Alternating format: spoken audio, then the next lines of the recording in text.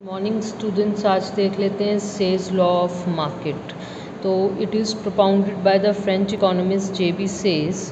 तो सेज क्या कहते हैं इस लॉ में?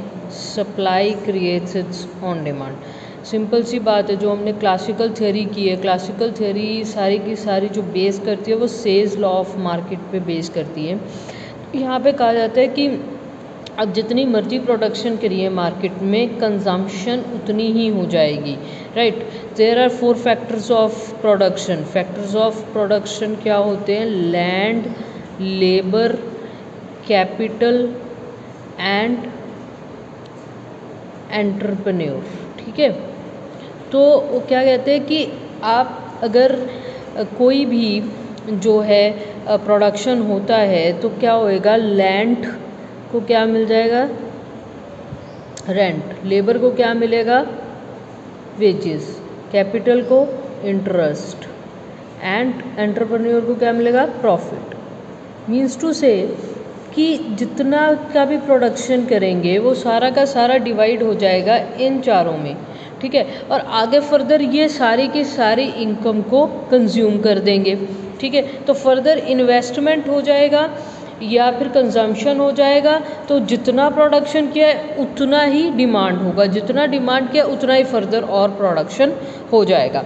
यानी कि supply creates its own demand, कि आप सप्लाई कीजिए, प्रोडक्शन कीजिए, कंजम्पशन अपने आप बढ़ेगा, राइट। नाउ अजम्पशंस क्या हैं? परफेक्टली कॉम्पिटिटिव इकोनॉमी, जो इकोनॉमी रहेगी वो परफेक्टली कॉम्पिटिटिव रहेगी। देन फ्लेक्सिबल प्राइजेस चेंज कर सकते हैं। मनी अवेल, यानी कि मनी सिर्फ मीडियम ऑफ एक्सचेंज है, उसका और कोई फंक्शन नहीं है। नो होर्डिंग, कोई अपने पास पैसा नहीं रखेगा, बल्कि जो भी है वो सारा का सारा कंज्यूम किया जाएगा। स्टेट इज़ न्यूट्रल, यानी कि स्टेट जो है उसका कोई भी इंटरवेंशन नहीं होगा, ठीक है। And then unlimited opportunities for labour and capital, labour और कैपिटल के लिए अनलिमिटेड अपॉर्चुनिटीज़ है। Why it is so? कहते हैं कि अगर जो है मार्केट को एक्सपैंड करना है तो और ज़्यादा लेबर और ज़्यादा कैपिटल को एम्प्लॉय कीजिए, और ज़्यादा उससे प्रोडक्शन होएगा, और ज़्यादा कंजम्पशन होएगा, फर्दर और प्रोडक्शन इन्वेस्टमेंट होता रहेगा। यानी अनलिमिटेड अपॉर्चुनिटीज़ है, जितना मर्जी प्रोड्यूस कीजिए। Large extent of the market, market जो है उसका कोई अंत ही नहीं है, लार्ज एक्सटेंट है कि जितना मर्जी आप मार्केट को बढ़ा सकते हैं। Long period, this is a long period theory, right. Production according to consumer preference, production जो किया जाएगा वो कंज्यूमर के प्रेफरेंस के अकॉर्डिंगली किया जाएगा। Now applicability of says law of market, तो कैसे अप्लाई होती है? One is on the barter system. Barter economy क्या होता है कि जहाँ पे हम गुड्स और सर्विसेज के बदले में आपस में गुड्स का एक्सचेंज करते हैं। According to Hansen, by supply creating its own demand is meant that every producer who brings good to the market does so only in order to exchange them for other goods। यानी कि कोई भी producer जो कि market में कुछ भी लेके आता है, कोई भी गुड्स लेके आता है, वो किस लिए लेके आता है? एक्सचेंज के लिए, ठीक है। कि मार्केट में एक जने ने जो प्रोडक्ट बनाया उसके बदले में उसने दूसरा का प्रोडक्ट खरीद लिया, ले लिया, ठीक है।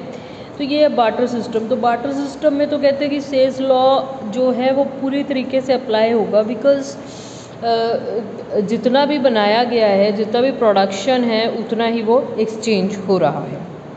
Now monetary economy, monetary economy में भी क्लासिकल्स क्या कहते हैं कि मनी एक वेल की तरह काम करता है। मनी क्या है कि सिर्फ लेन देन में, मीडियम ऑफ एक्सचेंज में काम कर रहा है। अदरवाइज जो है मनी न्यूट्रल है, एक वेल है, वेल यानी कि पर्दा, ठीक है। तो मॉनेटरी इकोनॉमी में कैसे काम करते हैं कि सपोज गुड्स एंड सर्विसेज का प्रोडक्शन हुआ 100 करोड़ का, 100 करोड़ का सप्लाई हुआ, 100 करोड़ का ही इनकम जनरेट हुआ in the form of wages, rent, interest and profit. 100 crore के ही गुड्स एंड सर्विसेज का डिमांड हुआ तो उतना ही फर्दर प्रोडक्शन हुआ। See this is the thing कि जितना प्रोडक्शन हुआ है उतना ही सप्लाई हुआ, उतना ही इनकम हुआ, उतना ही डिमांड हुआ, उतना ही फर्दर प्रोडक्शन हुआ। यानी कि supply creates its own demand. अब एक चीज़ और भी हो सकती है, people do not spend all there income on goods and services, they save a part of it. अब अगर ऐसा है तो क्या होएगा? तब भी कहते हैं कि aggregate demand is equal to C+S, यानी कंजम्पशन प्लस सेविंग। तो क्लासिकल्स कहते हैं, सेज कहते हैं कि सारा का सारा सेविंग क्या होएगा, इन्वेस्टमेंट में कन्वर्ट हो जाएगा। तो ultimately it will come out to the equality of aggregate supply. तो एग्रीगेट डिमांड और एग्रीगेट सप्लाई हमेशा आपस में बराबर रहेंगे, क्योंकि सेविंग और इन्वेस्टमेंट आपस में बराबर होंगे। और अगर ना बराबर हुआ तो rate of interest is flexible, वो अपने आप को इस तरीके से चेंज करेगा ताकि सेविंग और इन्वेस्टमेंट आपस में बराबर रहेंगे। यानी कि अगर जो है लोग पूरा इनकम नहीं भी खर्चा करते हैं, अगर वो सेव भी करते हैं, तो भी इकोनॉमी में एग्रीगेट डिमांड और सप्लाई बराबर रहेगा, क्योंकि saving will be equal to the investment, right. Now modern statement of सेल्स लॉ बाय ऑस्कर लांचे, उन्होंने आइडेंटिटी इक्वेशन दिया है। आइडेंटिटी इक्वेशन में समीशन ऑफ P1 D1 यानी कि प्राइसेस इनटू डिमांड, और ये जो आइडेंटिटी इक्वेशन का साइन है, this is 3 parallel lines is equal, जो आइडेंटिटी है समीशन ऑफ P1 S1 यानी कि ये सप्लाई, ये डिमांड है एंड सप्लाई है, ठीक है। तो व्हाट ही सेज कि हमेशा चाहे कुछ भी हो जाए, आइडेंटिटी इक्वेशन का मतलब है कि under any of the circumstances demand और सप्लाई हमेशा बराबर रहेंगे, ठीक है। तो उन्होंने कुछ इस तरीके से में ये दिया 45 डिग्री कि जितना डिमांड उतना ही सप्लाई, जितना फर्दर डिमांड उतना ही सप्लाई, अगर ये बढ़ेगा तो ये भी बढ़ेगा, तो जितना रहेगा उतना ही रहेगा 45 डिग्री पे, ये कम या ज़्यादा नहीं हो सकता। नाउ फॉर्मुलेशन ऑफ सेल्स लॉ बाय पिगू। अब पिगू ने क्या किया है, पिगू ने ये इक्वालिटी का इक्वेशन दिया है, सेम बट इक्वालिटी का इक्वेशन। तो उन्होंने कहा कि कुछ कंडीशंस में ये अप्लाई होता है। Ordinarily this law will apply only when wage rate in market, labour market and interest rate in money market are perfectly elastic, यानी कि वेजेस और रेट ऑफ इंटरेस्ट अगर ये फ्लेक्सिबल हैं तो yes this could be applicable, ठीक है। Now Pigou ने एक इक्वेशन जो हमने क्लासिकल्स में भी देखा था वो भी दिया है, n is equal to Q Y over W, that is n is number of employment, ठीक है। Q Y part of national income which is given for the wages, W is wages, ठीक है। तो यहाँ पे क्या कहा है कि ये पार्ट तो उतना ही रहेगा जितना है नेशनल इनकम का। तो अगर लगता है कि अनएम्प्लॉयमेंट हो गया तो वेज रेट कम कर दीजिए ताकि अनएम्प्लॉयमेंट की जगह एम्प्लॉयमेंट मिल जाए, ठीक है। तो पिगू का क्या कहना है कि वेजेस अपने आप को इस तरीके से सेट करेंगे ताकि जो है अनएम्प्लॉयमेंट का सिचुएशन ना हो, there is always a full employment in the economy, और जिसकी वजह से ये जो इक्वेशन है वो आपस में इक्वालिटी में रहेगी। नाउ इम्प्लीकेशंस ऑफ द सेल्स लॉ, सेल्स लॉ क्या कहता है general over production is impossible, over production हो ही नहीं सकती, क्योंकि ये लोग ये कह रहे हैं कि जितना सप्लाई करोगे उतना ही डिमांड हो जाएगा। अगर सप्लाई हमेशा डिमांड के बराबर है तो ओवर प्रोडक्शन कभी भी नहीं होगा।